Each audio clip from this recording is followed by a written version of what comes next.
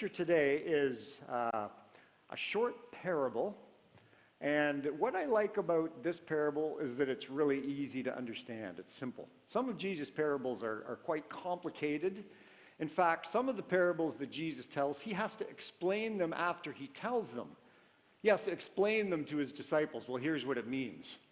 This is not one of these parables. This is really nice and simple. So this is from Matthew in chapter 7. Therefore, everyone who hears these words of mine, that's us today hearing, and puts them into practice is like a wise man who built his house on the rock. The rain came down, the streams rose up, and the winds blew and beat against that house. Yet it did not fall, because it had its foundation on the rock. But everyone who hears these words of mine and does not put them into practice is like a foolish man who built his house on sand. The rain came down, the streams rose up, and the winds blew and beat against that house, and it fell with a great crash. When Jesus had finished saying these things, the crowds were amazed at his teaching, because he taught as one who had authority, and not as their teachers of the law. Today, for us, this is the word of the Lord. Thanks be to God. Simple teaching, right? Do you know these words? Listen to these words, see if you know them. If I speak in the tongues of men or of angels, but do not have love, and some translations say do not practice love, I'm like a gonging cymbal.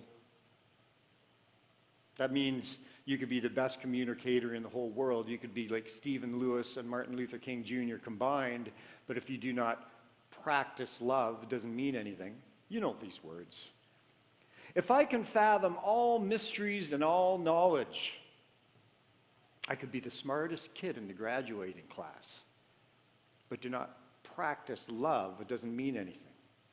If I have faith that can move mountains, I could believe with all my heart and soul who Jesus is, and I can believe that Jesus holds me in the palm of his hand and that I have a good future, but it doesn't mean anything if I don't practice love.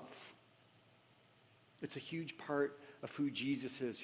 Here's the words on the page. Here's how I want you to take those words and put them into your life. You know what C.S. Lewis called that? The great writer C.S. Lewis, who wrote the Narnia Chronicles and The Lion, the Witch, and the Wardrobe. C.S. Lewis called that from the page to the stage. You take the words of Jesus, but somehow they have to become evident in your life. We had a professor at Knox College. Knox College is the Presbyterian seminary where people go to learn how to be Presbyterian ministers. And Art Van Cedar was a professor I had.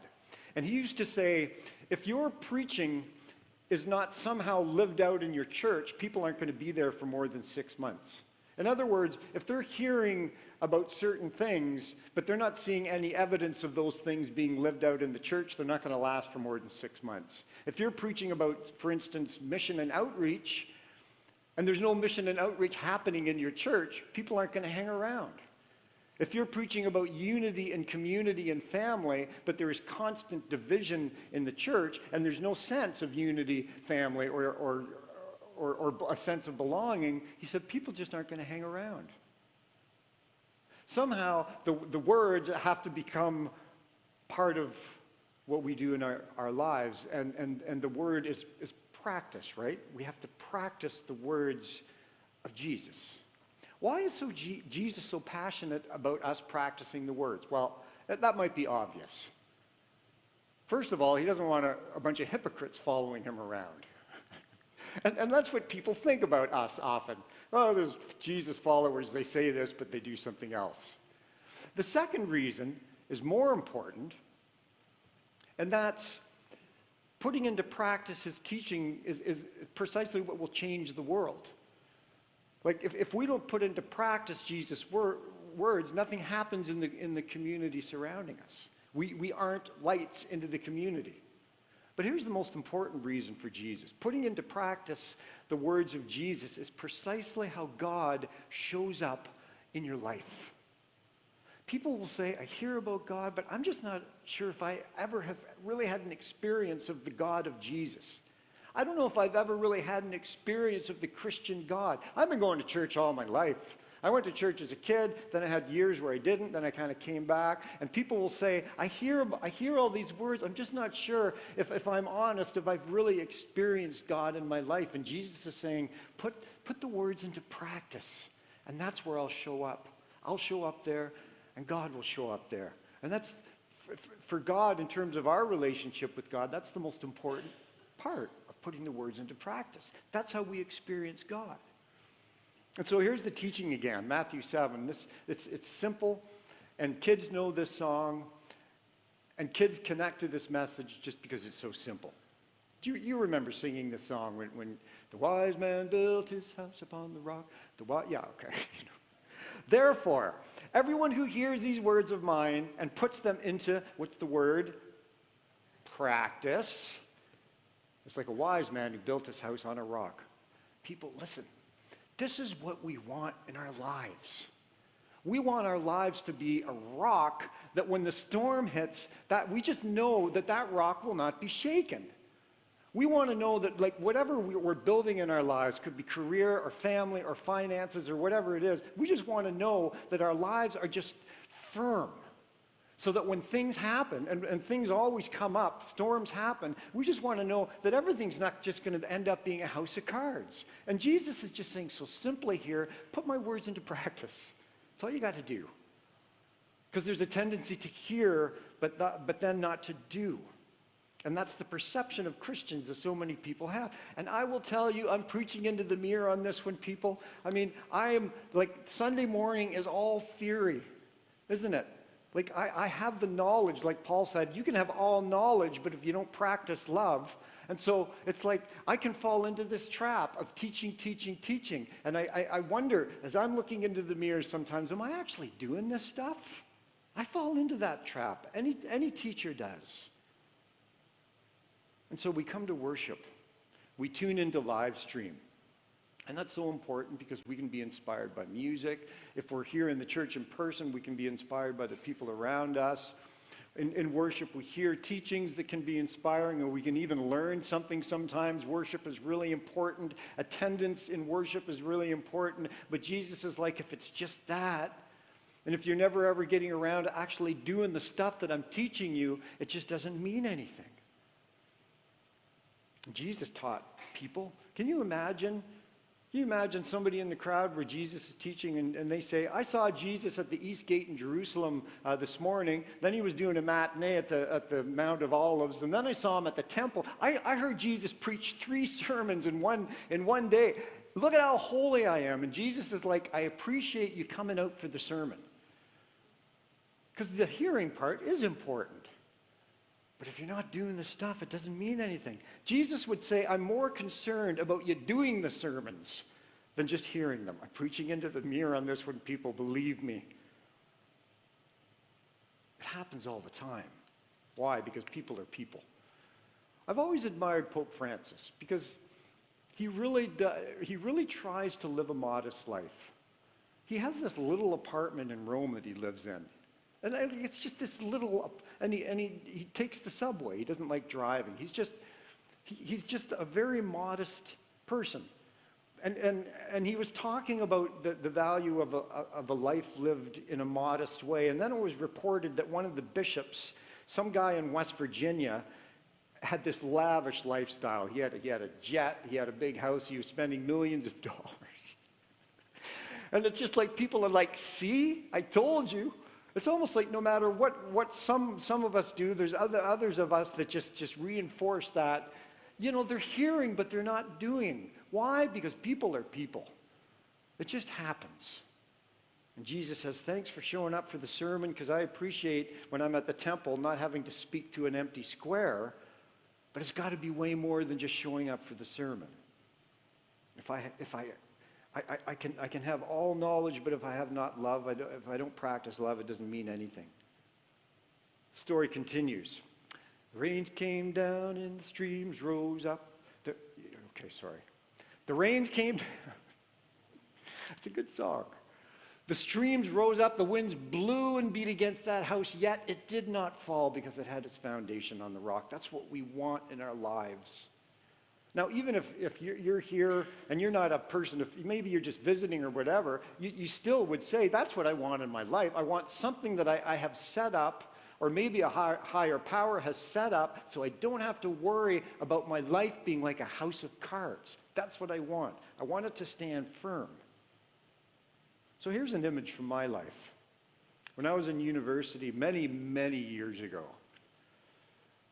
I had a roommate, as many university students do. One month I decided I was going to get healthy. So I bought all healthy food. I just bought green stuff, loaded up my side of the freezer with the fridge with healthy food. Do you remember having a roommate and you had the one side of the fridge and your roommate had the other side of the fridge? Or the top and the bottom? So I had spinach and lettuce, and this was before kale was invented. There was no kale. And I had brown rice and tofu and fish and all that kind of stuff. And I was just all ready. The same week, the local Burger King promoted 2-for-1 Whoppers. So if you went into the local Burger King and you purchased a Whopper, they would give you another one for free. And my roommate and I could not turn that down. What a deal. For 2 weeks, we ate Whoppers every single night. We went to the Burger King, handed in our 2-for-1 Whopper coupon, got 2 Whoppers. And all that food that I knew was good for me turned to compost in my fridge. Now here's the image. Here's the image. Just because you know something is good for you, if you never getting around to eating it, if you never get around to ingesting that good thing, it doesn't do any good. It doesn't do any good in your life. I know about it, too bad I don't do it. It doesn't matter how much you know if you don't put what you know into practice. Verse 26. But everyone who hears these words of mine, that's us, that's, you do the Bible study, you watch the live stream, you're in church, you read, whatever. That's us. We're hearing the words and does not put them into practice is a foolish man who built his house on sand. The rain came down and the streams rose up and the winds blew and beat against that house and it fell with a great crash, which is not what we want to happen in our lives. There are people here today. There are people watching the live stream today who will say to you, when the storm hit, my life did not crash. And if you ask them why, they will say, I know the grace of God is there, and but they'll also say, somehow I was just able. Somehow I was able to do the words instead of just hear them. I know about it, too bad I don't do it. And so this is what Jesus is saying, and it's hard to hear for some, because you can read all the books, you can go to all the sermons, you can do all the Bible studies, you can go to the conferences, you can have 100% attendance. You could tune in. There are people watching that have tuned in to every single live stream that First Press has put out since March of 2020. I know that. People tuning in right now. It doesn't do any good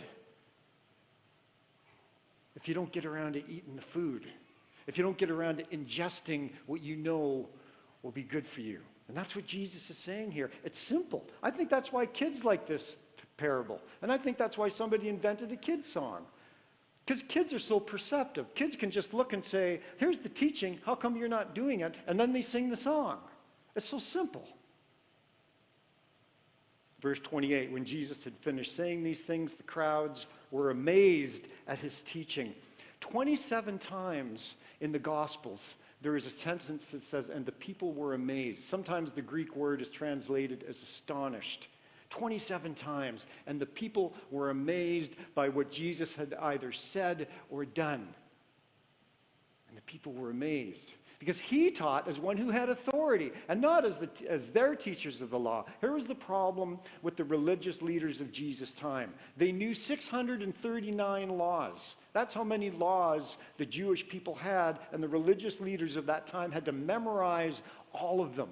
And they worked hard to memorize them. And in their faith, that was the important thing. They were doing, in their minds, the right thing. They were memorizing all those laws. But for Jesus, they were missing the most important laws. Love your neighbor, free the oppressed, bring good news to the poor. Somehow they missed the forest for the trees, so to speak. And it drove Jesus crazy. It drove him so crazy that one day Jesus went into the temple and he started flipping tables over. Can you imagine how mad he must have been?